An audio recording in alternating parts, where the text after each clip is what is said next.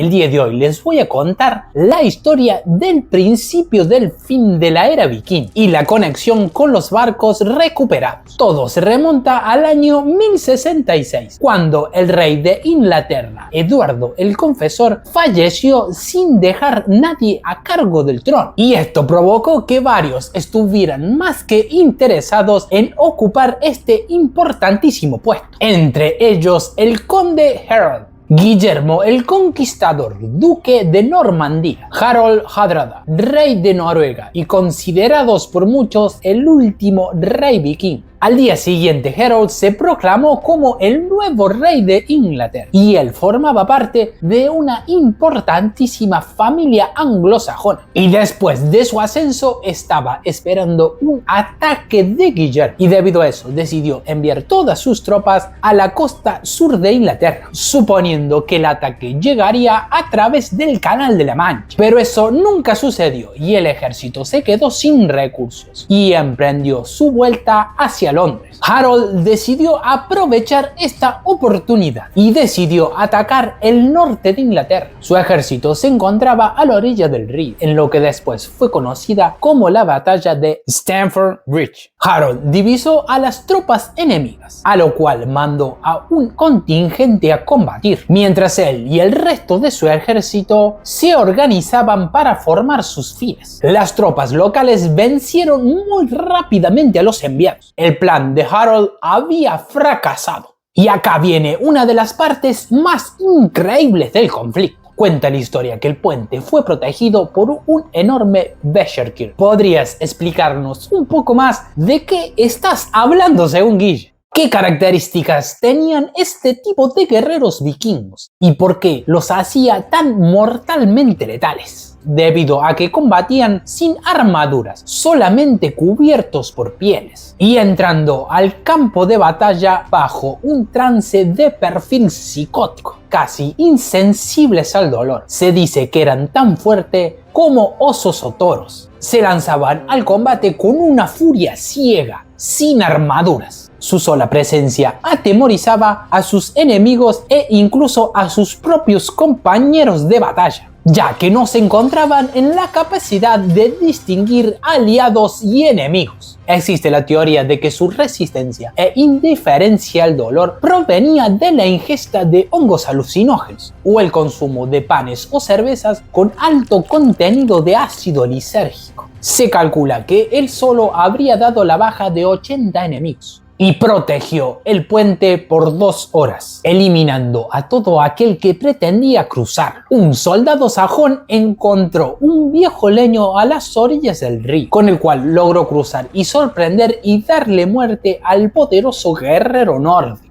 Hardrada pensó que había ganado la batalla y decidió romper filas y abalanzarse contra el enemigo, pero todo habría sido una estrategia de su contrincante y pronto los vikingos estuvieron rodeados. Harold había caído en la trampa. Se produjo un feroz combate en el cual él hubiera sido herido por un flechazo y un súbdito se le acercó y le preguntó si se encontraba mal herido y el rey respondió que era solamente una flecha, pero que estaba cumpliendo su trabajo. Harold falleció y los vikingos fueron derrotados. Consecuencias de esta batalla: marcó el final de las grandes invasiones vikingas, un gran desgaste a las tropas sajonas, que Guillermo el Conquistador, muy astuto, aprovechó esta increíble oportunidad para desplegar a su ejército y le dio fin a la vida de Harold junto con su ejército, asumiendo como el nuevo rey de Inglaterra. Muchos historiadores coinciden que este año 1066 fue el final de la era viking. Esta batalla antes contada, sumado a varios grandes conflictos debido a diferencias de ideologías religiosas entre los diferentes reinados nórdicos, fue el motivo por el cual hubieran desaparecido los vikingos años más tarde. Y en este contexto se tomó la iniciativa de proteger el posible ingreso de enemigos en el fiordo de Roskilde, importantísima base del comercio vikingo y antigua capital de Dinamarca. Y este fue el motivo por el cual fueron hundidas estas embarcaciones que podemos ver el día de hoy. 3 barcos fueron remontados hacia el punto más estrecho del pueblo de Skulelev. Fueron llenados con piedras para poder ser hundidos, y años más tarde el bloque se reforzó con 2 barcos más. Y el plan resultó ser todo un éxito, ya que obstruyó la zona de navegación y además contaban con otro excelente sistema de alarmas, que se trataba de un sistema de señales de humo que se iban encendiendo una a una avisando la presencia del enemigo, llegando a la ciudad para poder tomar rápidas decisiones. Y 1000 años más tarde comienza una de las excavaciones más importantes de Dinamarca. Ahora vamos a hablar de los 5 barcos recuperados que se encuentran en el Museo de Barcos Vikingos de Roskilde. Velkommen til Roskilde Havn. No sé si fue una coincidencia o pensaron que podían ser descubiertos años más tarde, y se afondaron diferentes tipos de embarcaciones. Cada uno tenía una función diferente. Skulelev Inn podría haber sido propiedad de un magnate o un grupo de comerciantes y tenía una ocupación para 6 a 8 tripulantes. Skulelev Tow fue una embarcación de combate, una verdadera máquina de guerra, para poder moverse a altas velocidades y poder transportar a muchos guerreros, entre 65 a 70. Skulelev 3. Es que ese número no me sale realmente. Barco mercante construido para moverse en aguas internas y dentro del mar Báltico. Este es el mejor barco conservado de todos, en un 75% aproximadamente. Tripulación de 5 a 8 personas. Skulelev Fem. Sí, no sé por qué se saltearon el número FIA. Este posee las mismas características que el anterior, pero tiene la particularidad que fue construido con maderas reciclables y es de un mayor tamaño, capacidad aproximada para 30 personas.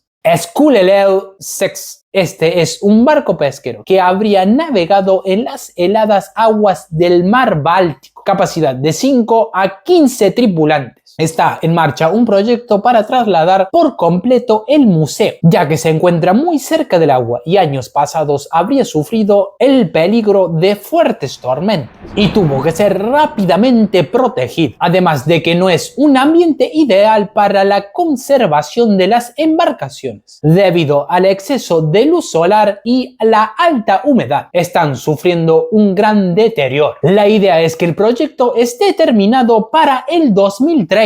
El nuevo museo será muchísimo más ambicioso y buscará mostrar más sobre las conquistas vikingas y cómo era la vida en la zona, dando una mayor ambientación al entorno en el que se encontraban las naves. Igualmente, una de las cosas más importantes se puede encontrar afuera del museo, donde están las reconstrucciones de los 5 barcos en tamaño real y que fueron realizados con las mismas técnicas que habrían sido realizadas su construcción de los originales, un sector donde los más pequeños pueden hacer sus propios barcos e incluso probarlos, la historia de qué tipo de madera se utilizaba, las diferentes técnicas que se implementaban y suelen haber demostraciones de cómo trabajaban y tienes la posibilidad de disfrazarte como todo un viking y subir a 2 barcos que simulan diferentes condiciones del mar y obviamente a la salida hay un shop